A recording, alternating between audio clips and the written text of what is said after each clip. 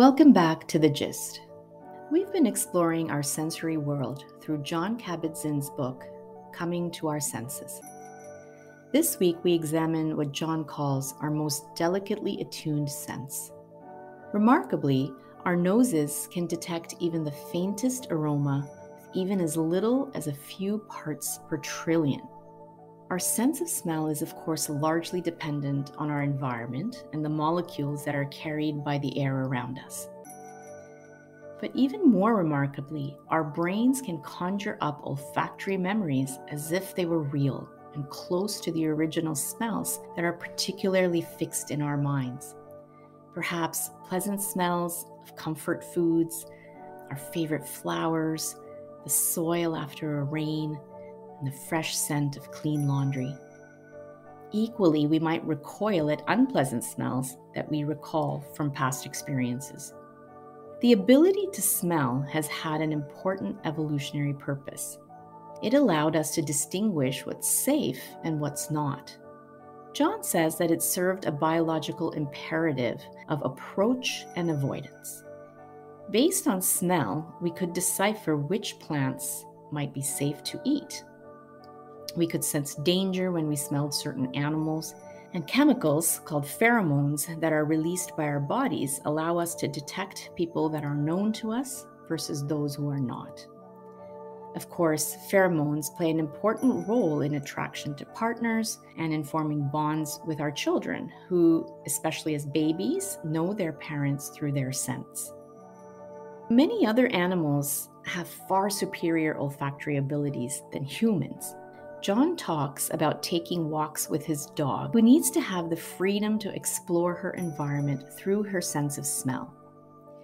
He notes how she needs to be free to wander wherever her nose carries her, but this has its own problems in a human-dominated world. As is often the case, we forget that we are but one species on this planet, and thousands of other animals, insects, and plants occupy the same space we do and are impacted by the smells in the environment. Smells and scents have a way of grabbing us, even in our busiest moments. We may be walking or driving somewhere, perhaps in a rush, as we humans often tend to be, and then a smell suddenly hits us. It has the power to invoke all sorts of positive or negative emotions. A foul smell may turn our stomachs or ruin our appetite. Equally, passing a neighbor's house or a restaurant with delicious smells coming our way can make our mouths water. Walking into a familiar place like a parent's or grandparent's home or a favorite trail we like to frequent can invoke joy through smells that signal a sense of comfort, safety, love, or aliveness. Like most of our senses, it's possible to become desensitized to smells. Certainly, if we spend a long time in a space, a new scent that hits us when we first encounter it fades away as we become accustomed to it. As John says, the nose is a fine instrument, but it tires quickly if overwhelmed. It's hard for us to smell the food we're eating right through an entire meal.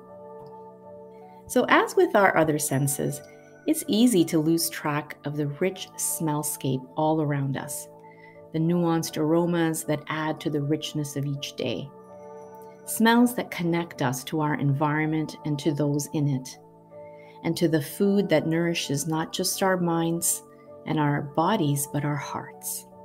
So this week, we can take particular notice of the smellscape as our days unfold. Smells wafting in through an open window, maybe the flowers outside, the fresh cut grass. Maybe we can hold our children a little tighter, breathing in their baby smell or their freshly washed hair. And of course, the glorious varieties of smells in our kitchens, from that first morning coffee brewing, eggs cooking at breakfast, garlic and onions and herbs mingling together on our stovetops and in the air. Being mindful about the world of scents around us is just one more way to be immersed in the moment-by-moment experience of life unfolding. It may surprise us how much we've missed and what has been right under our noses all along. Wishing you a wonderful week again as you savor the aromas in your life, and see you next week as we continue to explore our sensory experiences.